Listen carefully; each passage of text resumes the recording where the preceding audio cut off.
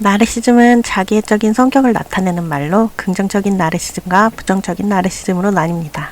긍정적인 나르시즘은 자기애가 적절히 발현될 때 자신에 대한 애정과 애착이 자신감의 토대로 작용하여 자신을 믿고 강단 있게 나아갈 수 있습니다. 자신도 존중할 수 있으면서 중심이 바로 잡혀 있고 자신에 대한 애정과 믿음이 적절히 내재되어 있는 상태를 긍정적인 나르시즘이 있다라고 표현할 수 있습니다.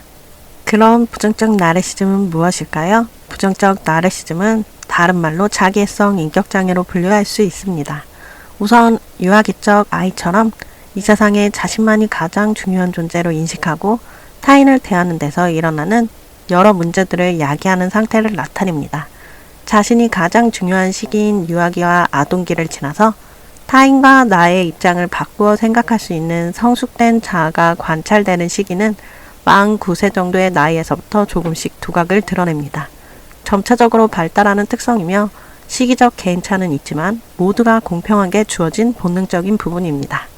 주 양육자가 줄 수 있는 조건 없는 사랑이라는 애정적인 충족감이 어떠한 이유로 충족되지 않았을 때 자기애성 인격장애로 발현될 수 있으며 성장 과정에 의한 환경적인 영향으로 발생될 수 있는 부분으로 MBTI 모든 성격 유형에서 발견될 수 있는 성격적 결함이라고 볼 수 있는 부분입니다. 부정적 나르시즘은 뿌리 깊은 자신의 존재에 대한 부정적인 인식, 희박하고 부서지기 쉬운 상태의 자존감을 스스로 보호하고자 과대하게 자신을 애정하는 방법으로 보호막을 둘러놓는 상태를 말합니다.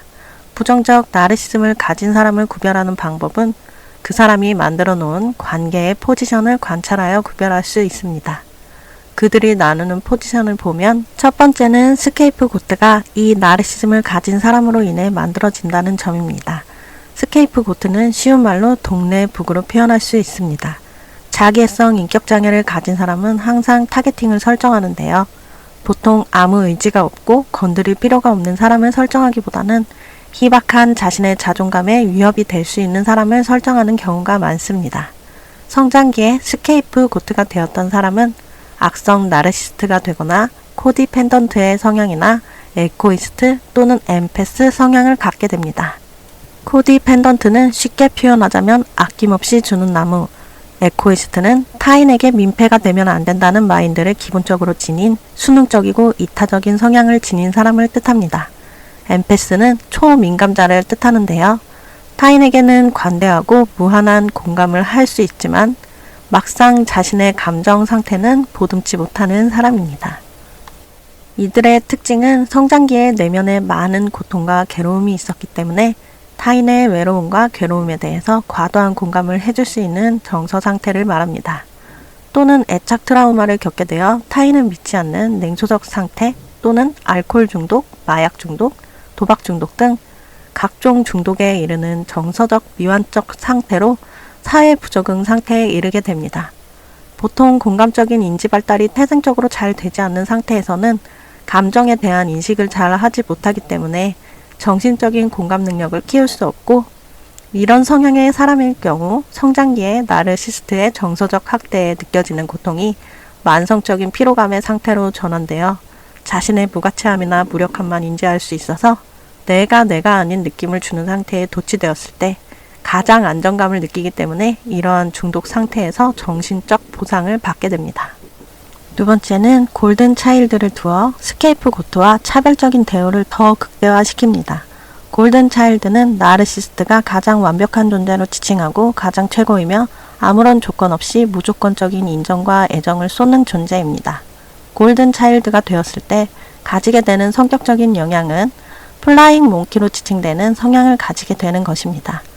도덕적이지 못한 조력자, 정서적이거나 신체적인 폭력의 조력자가 되는 것인데요.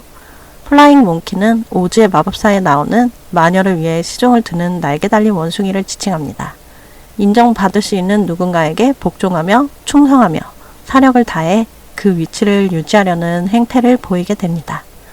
또는 자신이 추종하는 나르시스트적인 성향을 따르게 되기도 합니다. 나르시스트의 상대방을 조련하는 기술은 크게 후버링, 앵커링, 가스라이팅, 워드샐러드로 나뉠 수 있습니다. 조련하는 기술 첫 번째는 후버링입니다. 후버링을 표현할 수 있는 예시는 당신이 듣고 싶었던 가장 따뜻한 말을 갑자기 하는 것입니다. 꼭 듣고 싶었지만 듣고 싶었던 그 말을 절대 해주지 않고 부정적인 언행과 차갑고 부정적인 표정만 짓던 나르시스트가 상대방이 어느 순간 자신을 떠날 것이나 자신에 대한 마음이 변한 것을 인지했을 때 시전하는 방법입니다. 조련하는 기술 두 번째는 앵커링입니다. 세뇌를 의미하는데요. 타인의 욕구나 생각 요구는 안중에도 없고 자신의 생각을 타인에게 주입하여 행동하도록 하게 하는 방법입니다. 어떤 사물과 인물에 대한 편견과 이미지를 심어서 자신의 편으로 강하게 얽히게 만들고 모든 상황을 자신에게 유리하도록 만드는 데 사용합니다. 나르시스트가 결론 내린 상황 안에 끌어들여 생각에 닻을 내리게 만들어 그 범위를 벗어나지 못하도록 하게 만드는 방법입니다. 예를 들면 쟤는 너무 드세. 쟤 좀 성격 이상하지 않아? 류의 말들을 시작으로 오늘 어떤 일이 있었는지 알아? 쟤가 글쎄 땡땡하지 뭐야. 진짜 짜증나지. 오늘 쟤가 뭐라는지 알아? 땡땡이랬어. 아, 상종 못할 인간이다.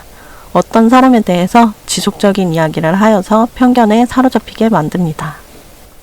물론 사람과의 관계에 있어서 문제적 성향의 인간이 있는 경우도 있고 또는 상대방이 자신에게 어떤 결정적인 실수를 했거나 나쁜 소리를 들었을 때 속상해서 뒷말을 하는 것과는 완전히 다른 경우이니 헷갈리지 마시길 바랍니다. 이 나르시즘 성향의 사람은 그 정도의 사람이 아닌 자신과 남들에게 아무런 피해를 입히지는 않았지만 자신의 눈에 계속 거슬리는 존재 그리고 열등감을 일으키는 인물을 타겟하여 무너뜨리고 부정적인 이미지를 심고 만들어내며 구조화시킨다는 특성이 있습니다. 조련하는 기술 세 번째는 가스라이팅입니다. 가스라이팅은 많이 알려져 있어서 대부분 다 알고 계실 것 같은데요. 다른 말로 심리적 지배를 의미합니다. 스스로를 믿지 못하게 만들고 주체성을 잃게 만드는 방법입니다. 조련하는 기술 네 번째는 워드샐러드입니다. 자신에게 대항하는 사람에 대한 공격이며 상대의 의견은 전혀 받아들일 수 없는 입장을 고수하여 오로지 죄책감을 일으키게 하고 잘못을 덮어씌우기 위해 나열하는 모든 공격수단의 말을 비벼 섞어 내뱉음을 뜻합니다. 아주 조금이라도 상대편의 생각을 인정하거나 입장을 고려하지 않으며 공감이나 수긍함이 절대적으로 없는 것이 특징입니다. 다시 한번 말씀드리지만 MBTI 성격 유형 중에 나르시즘이 특별히 해당되는 유형이 있는 것은 아니며 성장 과정이나 환경적인 영향으로 발생될 수 있는 부분으로 특별한 유형과 상관없이 이러한 결핍이 있는 경우에 어떤 유형이든 발견될 수 있는 부분입니다. 이런 부분들을 어떤 사람에게서 발견하였다면 경계하시길 바라며 혹시 자신이 해당하는 부분이 있으시다면 스스로 자아 성찰을 하실 수 있는 분이므로 자신에 대해서 심각하게 걱정하실 필요는 없으시고 안 그러도록 노력하시면 되는 부분입니다. 부정적 나르시스트가 자기애적 인격장애로 분류되는 이유가 자아 성찰이 되지 않는 부분 때문에 해결의 실마리조차 없는 경우가 많습니다. 이런 부분들을 참고하여 알아두셔서 되려 죄책감 갖지 말고 상처받지 말고 개선되길 바라지 마시고 너는 너고 나는 나다. 이렇게 자신의 영역을 침범하여 오지 못하도록 주관을 확실히 가지시는 게 자신을 보호하시는 방법입니다. 상처를 주는 것은 상대방의 마음이지만 그 상처 주는 행동을 무시를 할지 상처로 받아들일지에 대한 선택은 나의 선택이고 권리임을 명심하시길 바랍니다. 평화로운 삶을 살아가는데 도움이 되길 바랍니다. 재미있게 보셨다면 구독, 좋아요, 알림 설정 부탁드립니다.